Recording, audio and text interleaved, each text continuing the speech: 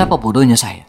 Katanya, kalaulah ucapan Muhammad itu benar, ya maka saya akan terima. Kalau ucapan Muhammad itu salah, ya saya akan buang gitu kan. Enggak ada urusan ya. Maka dia mengambil kapas tadi itu dan kemudian dibuka, dan kota Mekah tidaklah begitu luas bagi Tufail bin Amr ad-Dawsi, dan Allah pun mempertemukannya dengan Rasulullah SAW. Maka terjadilah dialog, terjadilah diskusinya yang begitu ilmiah kalau bahasa kita hari ini dengan baginda Rasul, dan dengan kejernihan otaknya, ya, dengan kecerdasan berpikirnya, dan itulah ciri orang yang cerdas, yaitu bisa menangkap kebenaran. Jadi orang yang bodoh itu adalah orang yang menolak kebenaran. Udah tahu benar tapi dia tolak juga. Maka dengan kecerdasan, dengan kecerdikan seorang Tufail bin Amr ad-Dawsi, ya, dia pun memeluk Islam. Bersama kami belajar sirah nabawiyah untuk memahami sejarah hidup Rasulullah SAW dan para sahabat melalui video-video pendek, diskusi dengan para tokoh dan pakar lewat program kelas Kupas Lewat Obrolan Santai. Apapun masalahnya, dikupas dengan cara yang santai dan penuh keakraban. Bersama kami juga menelaah kitab-kitab induk dan referensi terpercaya, menelisik hikmah, merangkai makna, lalu menuangkannya dalam karya tulis. Assalamualaikum warahmatullahi wabarakatuh. Alhamdulillah, assalatu wassalamu ala rasulillah wa ala alihi wa sahbihi wa maula ba'du. Bertemu lagi dengan saya Happy Andi Bastoni dalam program belajar sirat nabawiyah melalui video pendek, dan kita masih membahas serial sahabat-sahabat Rasulullah sallallahu alaihi wasallam. Adapun serial kehidupan baginda Rasul sudah kita bahas pada beberapa pertemuan sebelumnya. Ya, teman-teman silakan cek di video-video sebelumnya yang sudah kami upload. Dan pada kesempatan kali ini ya kita akan membincangkan ya salah seorang sahabat Rasulullah yang barangkali tidak sepopuler Abu Bakar Siddiq, tidak seterkenal Umar bin Khattab, tidak semasyhur Khalid bin Walid. Tapi perannya dalam sejarah Islam ya sangat-sangat luar biasa, terutama pada awal-awal dakwah. Ya. Dialah Tufail bin Amr ad-Dawsi. Tufail bin Amr ad-Dawsi. Dalam buku saya ini, ya, buku yang judulnya ya, Memetik Hikmah ya, 101 Sahabat Nabi. Dalam buku ini tercantum di halaman 664. Ya, 664 dalam buku ini membahas ya, biografi sahabat Rasulullah SAW ini, yaitu Tufail bin Amr ad-Dawsi. Ya, kami kasih title ini sahabat Nabi yang ke-89. Ya, nomor urut abjad ya, yang ke-89, Lentera suku Daus. Ya, Lentera suku Daus. Nah, mengapa disebut dengan demikian? Sebab dia memang adalah lentera. Dia memang lampu. Dia adalah cahaya ya, yang memberikan sinar kepada penduduk atau kabilah Ad-Dawsi pada waktu itu. Ya. Sehingga dengan cahaya hidayah yang dibawa oleh Tufail bin Amr ad-Dawsi ini ya, dia berhasil mengislamkan lebih dari 80 keluarga kampungnya. Nah, bagaimana cerita detailnya ya? Kita mulai dari kondisi Rasulullah SAW ketika berada di Mekah pada waktu itu, pada awal-awal dakwah. Ketika Nabi sudah kehilangan istrinya, kehilangan pamannya, dalam kondisi diuji oleh Allah SWT dengan berbagai ujian itu ya. Tapi Nabi tidak patah semangat. Beliau terus berusaha untuk berdakwah, dan ini pelajaran juga bagi kita dalam kondisi apapun ya, dakwah itu adalah ruhnya, adalah semangatnya dalam kondisi apapun ya. Nah, sebaliknya orang-orang kafir Quraisy pun tidak tinggal diam. Nah, jadi orang-orang kafir Quraisy juga tidak tinggal diam. Apa yang mereka lakukan? Mereka berusaha untuk menghalangi, merintangi ya, yasudduna an sabilillah, menghalangi orang-orang untuk mendapatkan hidayah. Kita ingat kisah bagaimana tokoh-tokoh Quraisy pada waktu itu berkumpul di Darun Nadwa, dan mereka rapat untuk membicarakan julukan apa yang kira-kira pas untuk Rasulullah sehingga orang-orang menjauhinya. Jadi maka ditabalkanlah berbagai julukan ya, atas diri Nabi, walaupun banyak yang mengingkari Nabi dijuluki sebagai majnunun, orang gila. Ya, mereka mengusulkan, kita usulkan, ya, Muhammad kita juluki gila. Yang lain menimpali. Ya, na'riful jununa wa ma huwa bimajnun. Kita tahu orang gila itu seperti apa, dan Muhammad itu enggak seperti itu. Orang gila kan kelihatan pakaiannya cupang-camping ya, atau mungkin tidak berpakaian, makan makanan kotor, ngomong sembarangan. Nabi kan enggak begitu. Rasulullah ya, Muhammad SAW tidak seperti itu. Wa ma huwa bimajnun. Mereka mencari padanan kata yang lain dan tidak menemukan apapun. Ya, kendati demikian mereka berusaha untuk mencegah orang-orang dari Rasulullah ya. Maka dikisahkan salah seorang kepala suku Dausi, yang tokoh yang akan kita bicarakan hari ini, yaitu At-Tufail bin Amr Ad-Dausi ini ya. Saat itu kemudian masuk ke Mekah. Jadi masuk ke Mekah Al-Mukarramah dan menghampiri orang-orang, dan dia pun segera dikerumuni oleh Abu Jahal, Utbah bin Rabi'ah dan tokoh-tokoh Quraisy pada itu. Ya Tufail. Mekah sedang dilanda musibah. Ada seorang laki-laki yaz'umu an Nabi. Ya, seorang laki-laki yaz'umu annahu Nabi. Dia mengaku diri Nabi. Padahal tidak. Ya. Jadi dia punya kemampuan menyihir orang-orang dengan kata-katanya. Dia punya kemampuan untuk ya mengelabui orang dengan kata-katanya. Waspada, jangan sampai Anda kena tipu. Nah, saking terpengaruhnya ya, At-Tufail bin Amr Ad-Dausi dengan provokasi tokoh-tokoh kafir Quraisy ini, maka dia mengambil kapas jemaah, disumpalkan di telinganya ya, ditutup ya. Dan ini perilaku dari zaman Nabi Nuh alaihissalam ya, yaj'aluna asabi'ahum fi adhanihim. Jadi mereka menutup telinga gitu kan, dan tidak mau ingin mendengarkan sedikit pun dari dakwah tersebut.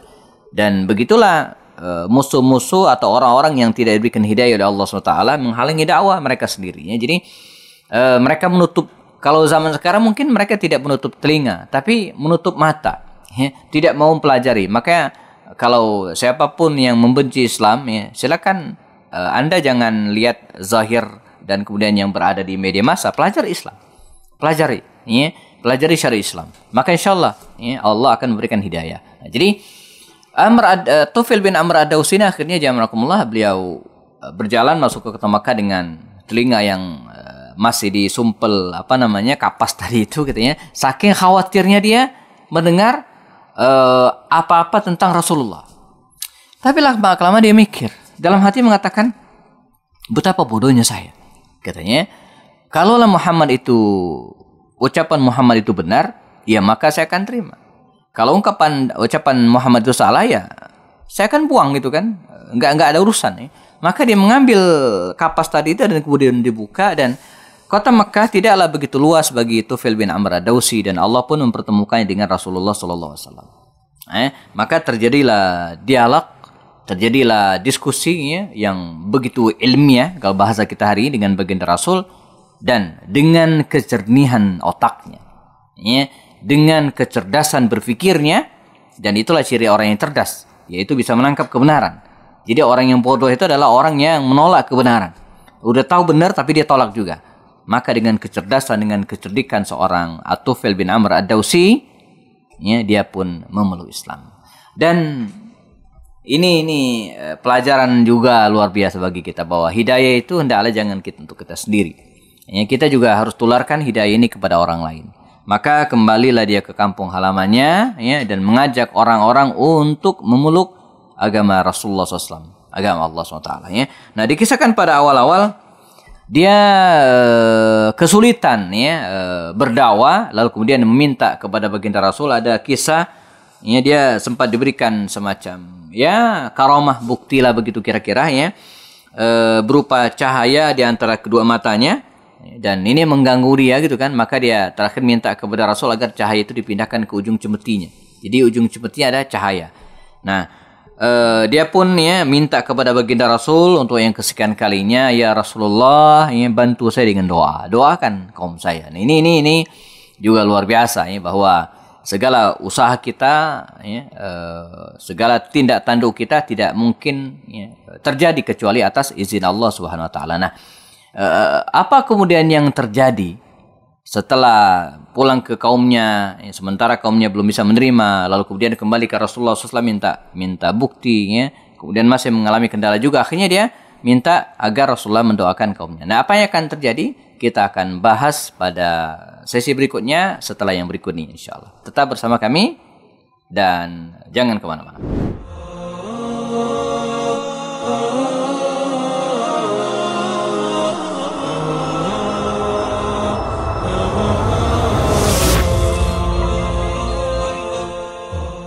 Bersama kami di program Belajar Syirat Nabawiyah melalui video-video pendek, kita masih membahas At-Tufail bin Amr Ad-Dawsi. Dia sudah masuk Islam dan meminta kepada baginda Rasul untuk mendakwahkan atau mendoakan kaumnya. Maka baginda Rasul, ya, kemudian mendoakan mereka, Allahumma hdi Dawsan, ya, wa'tihi bihim, ya, wa'ti bihim. Ya Allah, berikanlah hidayah kepada kabilah Daus, gitu kan, dan datangkanlah mereka kepadaku. Ini doa baginda Rasul. Maka kembalilah At-Tufail bin Amr Ad-Dawsi ini ke kampung halamannya, dan luar biasa, ya, berbondong-bondong mereka mendapatkan menerima hidayah, ya, memeluk Islam.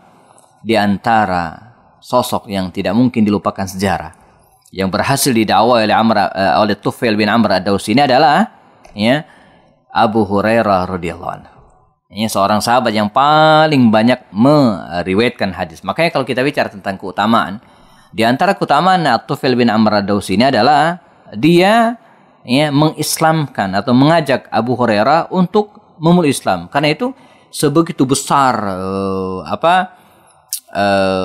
keutamaan Abu Hurairah, dia tidak bisa melampaui Tufail bin Amr Ad-Dawsi. Karena Tufail bin Amr ini dia mengajak Abu Hurairah masuk Islam. Luar biasa, ya. Dan ketika baginda Rasul hijrah ke Madinah dan beberapa peristiwa terjadi, ada perang Badar, perang Uhud, perang Khandaq.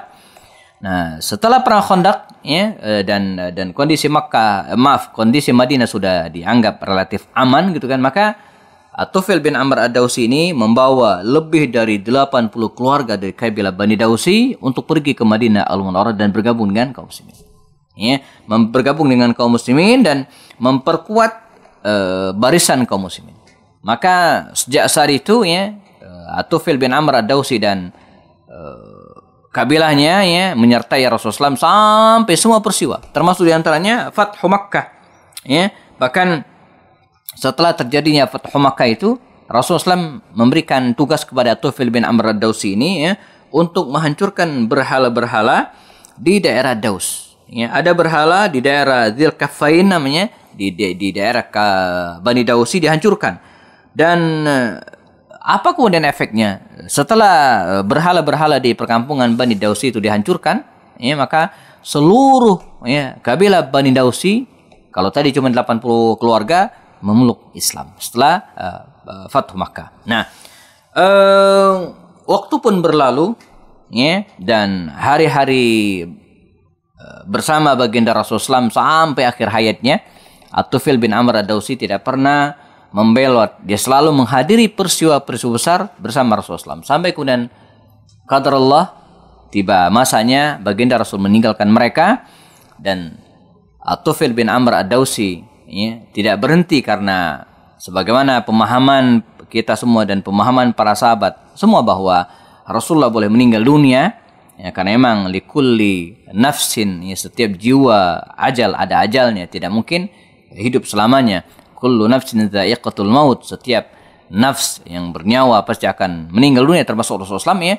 Dia tidak berhenti, dia ikut serta memerangi orang-orang murtad, ya, dan di masa Abu Bakar Siddiq kita tahu bahwa orang yang luar biasa perlawanan kemurtadan, jadi bukan hanya keluar dari Islam tapi mengangkat senjata. Ini yang kemudian membuat Abu Bakar Siddiq mengangkat pasukan besar, menunjuk Khalid bin Walid sebagai panglima, dan mereka kemudian menyerbu markas dari Musailam al-Kadzab, nabi palsu pada waktu itu. Ya, mereka menyerbu sebuah tempat namanya Hadiqatul Maut, benteng kematian, gitu kan? Dan Tufail bin Amr ikut serta dalam peristiwa tersebut.